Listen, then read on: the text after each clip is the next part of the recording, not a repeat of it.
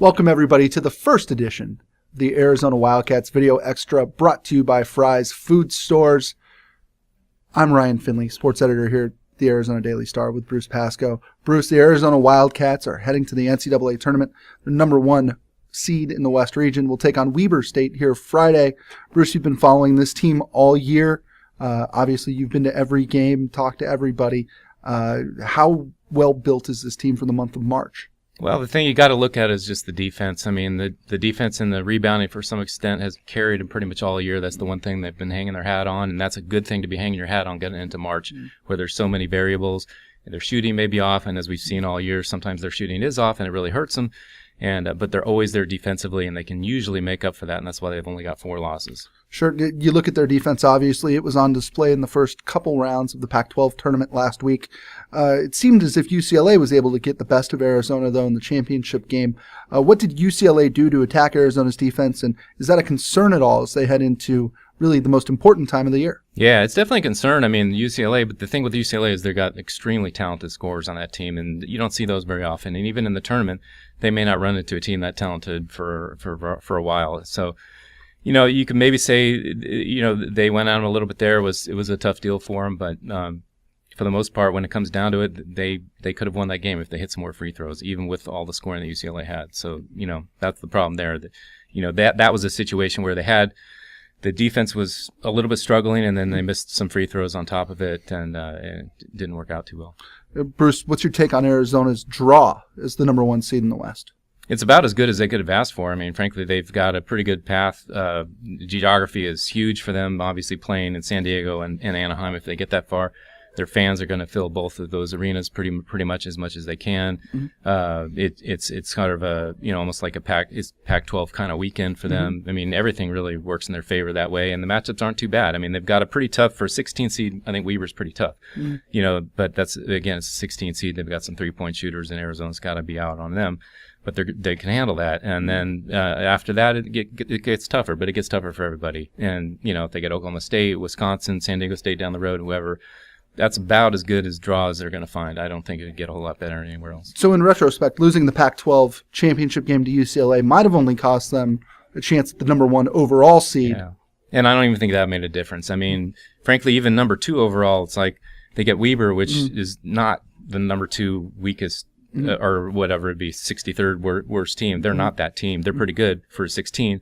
So I think geography kind of plays a role in those lines sometimes. And if they were number 1 overall, they still might have gotten Weber just because the committee might not want to ship somebody else all the way out here. Sure. And so really, frankly, no, I don't think it made a whole lot of difference at all. Maybe nothing. Obviously, you've been studying up on Weber State. What do you make of them, and who do they compare to, just in terms of maybe teams some of our viewers have seen? Wow, I haven't. That's a tough one. I think their main thing is I think they've shot about 38% of their threes, and that's the biggest thing with them. I mean, they're well coached. They have a pretty good system there, you know. But again, Arizona, if they play out their game, they're one of the top.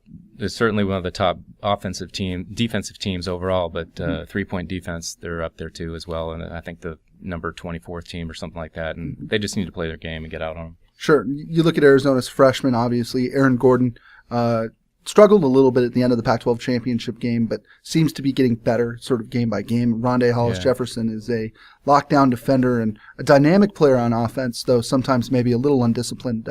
Are those 2 guys going to be the keys for them going forward, or is it as simple as Nick Johnson or TJ McConnell? Yeah, I think those 2 guys, certainly they've been better, and that's helped a lot. I think to me the X factors is Nick Johnson, the clutch guy. He's probably the most clutch, if not the only clutch player on that team they're going to turn to when the game's on the line, you know. And for the most part, he's come through this season, so you got to go there. I think another key for them is Gabe York, actually. I think because of the way he can stretch the defense and create spacing, and we've seen how much of a difference that made. And we saw against UCLA when he tried to start Hollis-Jefferson there in that spot for matchup reasons.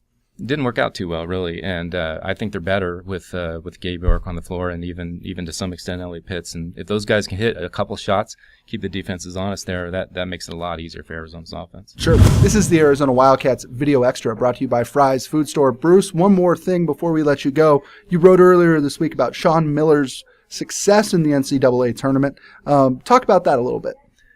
Well, like I said, he's never lost a game where he's been the better seeded team, and that says something, because we all know it's March Madness for a reason. It's upsets. He's never been upset, so we'll see. Now he's got a number one team, so by that logic, he's in the Final Four. We'll see. It's obviously going to be a different deal because now he's got a target. They got a target on their backs, but frankly, they've had that almost all season since really December. Everybody's been going after him, so that's not different there. The interesting thing though is that Miller. That seems to be one of his strong suits, is that he keeps this team consistently the same level no matter who they're playing. They don't generally, and this goes back even several years, except for the very beginning when he didn't necessarily have everything in place already.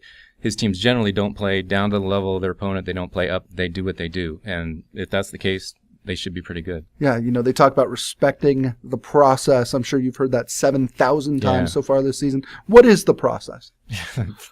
It is. I hate to even hear that. It kind of, but it makes a lot of sense for them. I mean, that's the way they keep focused. It's day-to-day thing, and it's corny and it's cliche filled. And as writers, you cringe when you hear it, but it's true, and it's a good way for them to keep focused every day instead of listening to people talking about them playing Oklahoma City or Oklahoma State in the second round or whatever. They know about Weber. That's all they're going to talk about. They got to get out on Weber. They got to do this. They got to do that. And then on Saturday, if they win, then they'll be thinking about the next game. And that's probably the way to go. It's just, it's an everyday process for them, as they say, of getting better, and worrying about the next game. And that's it.